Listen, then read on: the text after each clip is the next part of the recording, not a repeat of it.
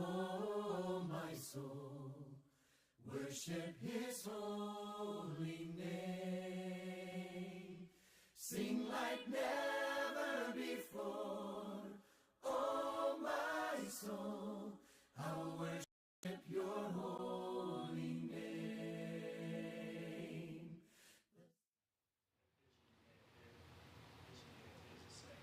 Oh yeah, yeah.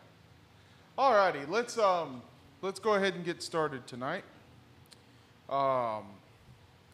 We are going to be starting in. Let me pull it up real quick. We're going to be starting in 1 Chronicles chapter 21. 1 Chronicles chapter 21.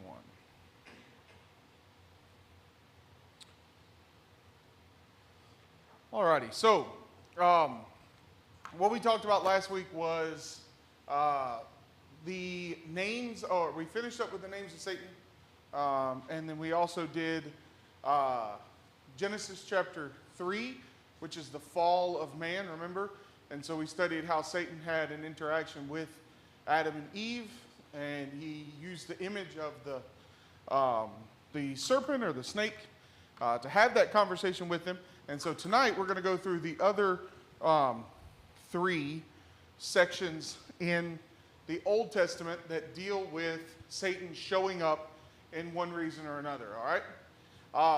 Now remember, what are some names or descriptions of Satan? Well, remember, Lucifer was in Isaiah. It's talking about the king of Babylon, right? So, do what? The destroyer's one. Prince of the powers of the air, prince of the world. Does anybody remember what the word Satan means? The accuser, right? The accuser or the adversary. But most of the time, it's better looked at as the accuser. All right. So here's the thing. Okay, when you go into the Old Testament and you look for instances where Satan is mentioned, usually it is using that phrase, the accuser. So it's the Satan, all right? And so that has led some people to say, well, Satan's not a real entity. He's not a real person, if you want to use that term kind of loosely.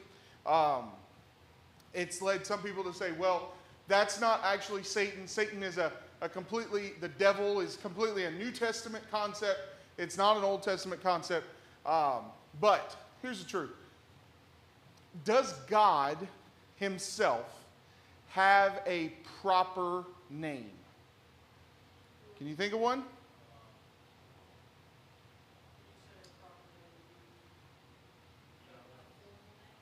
What? Yeah, what are some of the names of God? Let's go at it that way. Do what? Yahweh. All right, we'll talk about that one here in just a second. What are some others? Elohim, right? You have El Shaddai. You have all these Hebrew words that describe God, right?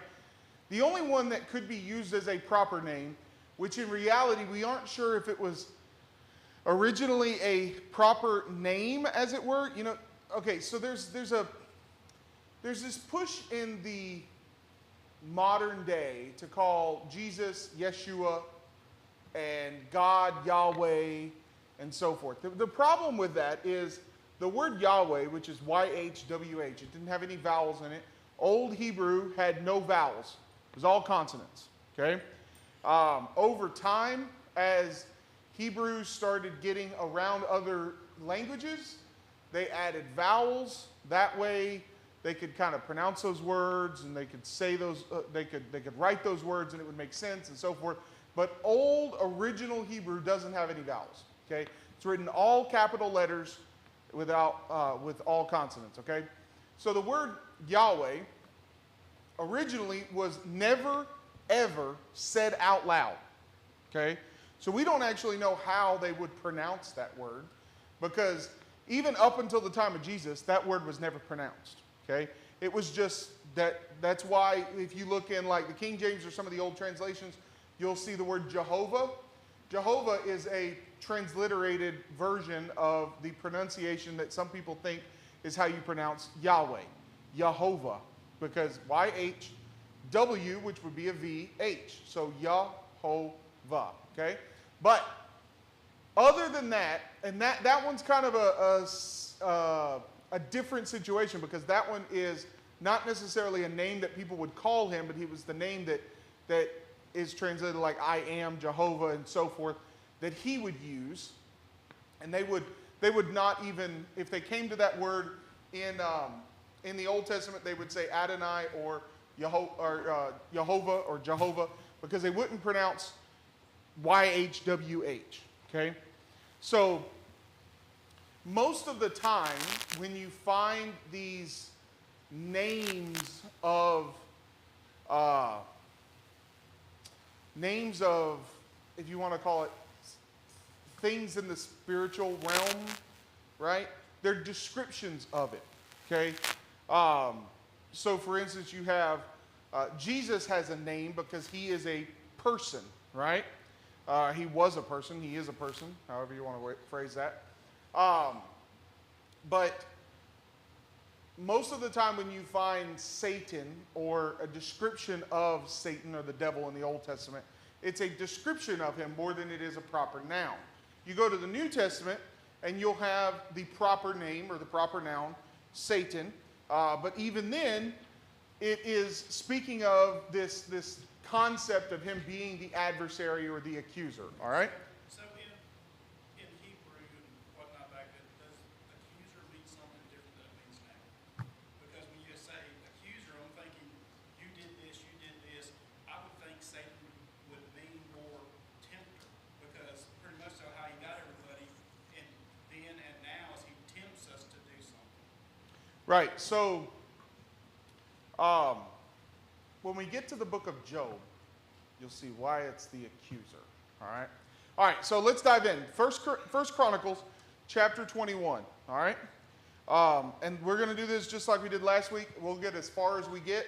If you have questions or something, stop me. I might know the answer. I might have to write them down and find an answer and come back to y'all next week. Also, next week is our singing night, so don't forget that. But let's dive right in. You ready? First Chronicles chapter 21, verse number 1. Then Satan, okay, so there is not the definite article there, right? There's not the Satan, all right? So this is the only time in the Old Testament where he is described with what could be a name, okay? So then accuser, or the accuser, stood against Israel and incited David to number Israel. So David said to Joab, the commanders of the army, "Go, number Israel from Beersheba to Dan, and bring me a report that I may know their numbers." But Joab said, "May the Lord add to his people 100 times as many as there are. Are they not, my lord the king, all of them my lord's servants? Why then should my lord require this? Why should it be a cause of guilt for Israel?" But the king's word prevailed against Joab, so Joab departed, went throughout all Israel, and came back to Jerusalem. And Joab gave the sum of the numbering of the people to David. In all Israel there were 1.1 million men who drew the sword, and in Judah 470,000 who drew the sword. But he did not include Levi and Benjamin in the numbering, for the king's command was abhorrent to Joab. So, what's the setting here? David tells Joab and the commanders of the army to do what? Take a census. Joab really wants to do it. Is that true? No, not at all. He didn't want to do it. In fact, he said, "Well, Lord, my Lord, aren't they all your people? You just let's not count them." I don't think this is Joab being lazy. Okay, the rest of the story is going to give us why. I don't think this is just Joab being lazy. So Joab does it. He finds 1.1 million in all of Israel. And then in Judah, he finds 470,000. So that's northern kingdom and lower kingdom, or southern kingdom, okay? Israel and Judah. But he did not include Levi and Benjamin, because It was abhorrent to Joab. But God was displeased with this thing, and he struck Israel. David said to God, I have sinned greatly in that I have done this thing, but now please take away the iniquity of your servant, for I have acted very foolishly. And the Lord spoke to Gad, David's seer, saying, Go and say to David, Thus says the Lord, 3 things I offer you. Choose one of them, that I may do it to you. So Gad came to David and said to him, Thus says the Lord, choose what you will. Either 3 years of famine, 3 months of devastation by your foes, while the sword of your enemies overtakes you, or else 3 days of the sword of the Lord, pestilence in the land, and the angel of the Lord destroying throughout all the territory of Israel. Now decide what answer I shall return to him who sent me. David said to Gad, I'm in distress. Let me fall into the hand of the Lord, for his mercy is very great. But do not let me fall into the hand of a man. Okay? So, David makes Joab do the census. Joab doesn't want to. He doesn't even finish it. But then God sends Gad to David and says, you've sinned, so you get to pick. You get to pick, okay? You either get a famine, you get overtaken by a country, or there's some sort of pestilence that comes through the land, and you have to deal with that. 3 days of pestilence, okay? And so David says what? Well, I don't want to lose my country, so that one's out. I don't want to fall into the hand of a man. And so then, look at verse number 14. So the Lord sent a pestilence to Israel, and 70,000 men of Israel fell. Gad sent the angel to Jerusalem to destroy it. But as he was about to destroy it, the Lord saw, and he relented from the calamity. And he said to the angel who was working destruction, it is enough, now stay your hand. And the angel of the Lord was standing by the threshing floor of Ornan, the Jebusite. Okay, so this whole situation, what caused David to decide, or who caused David to decide to make this census? What does it say in verse 1? 1 Chronicles 21, verse 1. Satan did it, okay? Okay, keep that in mind, all right? Now, here's the problem. If you go back to Numbers chapter 1 or Numbers chapter 26, those verses on the screen, and you look and you read those verses, you will find that God actually commanded Moses to take a census. Okay? So Numbers chapter 1, verse 2, take a census of all the congregation of the people of Israel by clans, by father's house, according to the number of names, every male, head by head. Numbers 26, verse 2, take a census of the congregation of the people of Israel from 20 years old and upward, by their fathers' houses, all in Israel who are able to go to war. So you have 2 censuses already. Exodus chapter 30, when you take the census of the people of Israel, then each shall give a ransom for his life to the Lord when you number them, and when there is and that there will be no plague among them when you number them. Okay, so you have at least 3 instances where God commands Moses to take a census. So what is the difference between David's census in 1 Chronicles 21 and Moses' 3 censuses, 2 in Numbers and 1 in Exodus? What's the difference? One of them, God said, take a census, right? In fact, 3 of them. God said, take a census, okay? In David's situation, he wasn't trying to just do what God said. God hadn't commanded him to do that. So is there something for us to learn about there? That even though God might say for one person to do something doesn't necessarily mean it applies to everyone at all times, right? David lives hundreds of years after Moses. David could have easily said, well, Lord, you told Moses to take, I was just trying to do what you said to do. Well, that's not, you weren't told to do that, right? But what happened was Satan, verse 1, Satan stood against Israel, or he accused Israel. He's the one that brings accusations. He stood against Israel and incited David to number Israel. All right? So, Satan is attributed to pushing David to do it. Now, here's here's how he did it, okay? Somebody get 2 Samuel 24, verse number 1. 2 Samuel 24, verse number 1.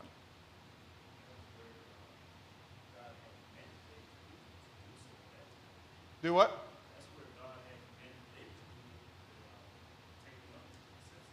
Well, read it for me.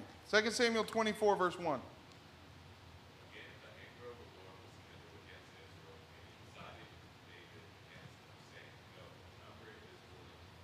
All right. So, here's one of those sticky situations in the Old Testament. Okay?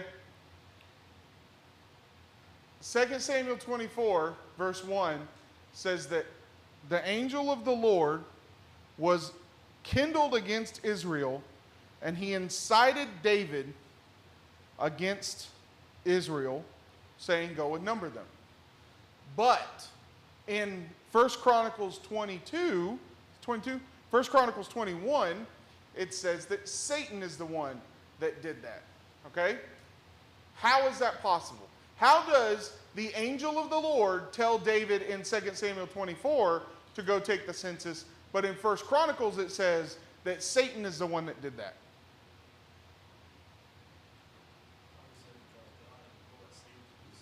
Yeah, there was a trick. That was a trick question because my phrasing was very important. God didn't tell them. In fact, the angel of the Lord didn't tell David to go and do it. He incited David, and then it says he said, do this, right? Okay, so first off, we got to remember that this is kind of a building class, and so we're kind of getting our heads of ourselves here. But every time the Old Testament says the angel of the Lord, it is not necessarily talking about Jesus. Okay? There's another angel that belongs to God who is probably the one who came to David and told him to take the number. Okay? And that angel is the one that accuses. Okay? But also, think about this. Let's go to the next one. All right? Let's go to the next one. Job chapter 1, verse number 6. All right? So keep that in mind that even if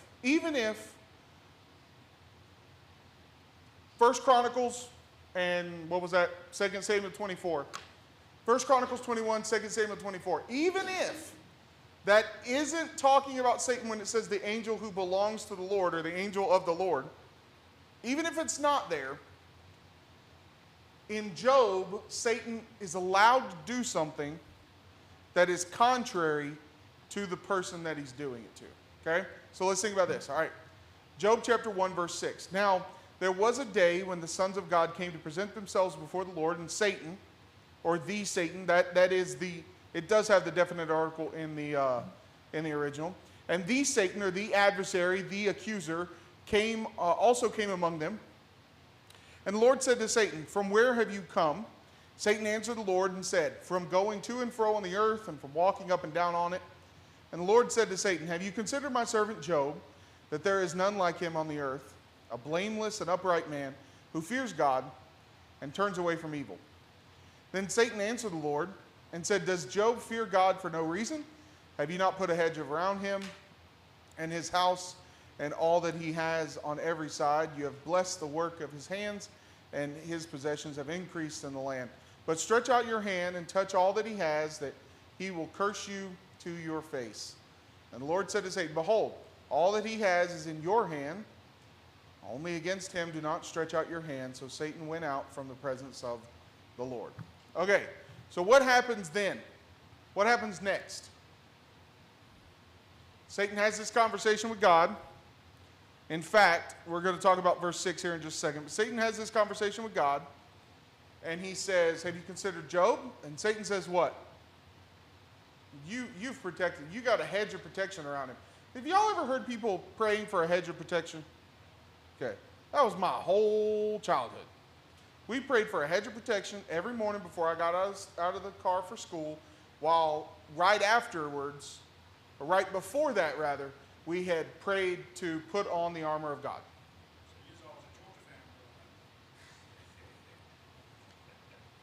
Yeah, here's the problem. The hedge of protection is a negative thing, so I'm just saying. Also, fun fact. Did you know this? Bama is mentioned in the Bible. It is. All right, somebody open up your iPad. We're going to take a second here for just a second. Somebody open your iPad and search B-A-M-A, Bama. I don't remember the citation. Dalen, do you know what I'm talking about? You're laughing really hard, so I was thinking you might know it. Read. What's the citation? Yeah, I said open up your Bible app and search, not Google. We just talked about this. No. All right. Somebody find the word Bama or Bama in the Bible. Does anybody find it? I'll look it up. All right, Ezekiel 20:29. Yeah, it's the closest we can get. All right, Ezekiel, what is it, 20:29? Yeah. All right.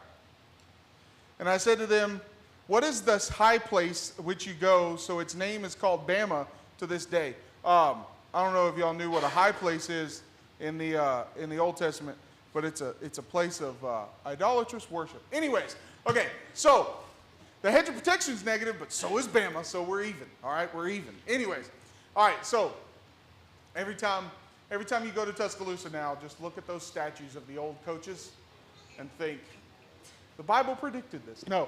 Okay, so all right, let's think about this. He says, don't you have a hedge of protection around him? We used to pray for that all the time. That's a negative thing. It's a negative thing. It means God is not allowing them to be tested or tempted or have any kind of negativity in their entire lives. Is that how God treats us? Does God protect us from all negative things and all hardships all the time? Then you won't grow. That's right. That's what we talked about Sunday, right? You got to let your kids make bad decisions sometimes so that they'll grow. You just try to teach them how to deal with the bad decisions that they're going to make at some point or another, right? Okay, so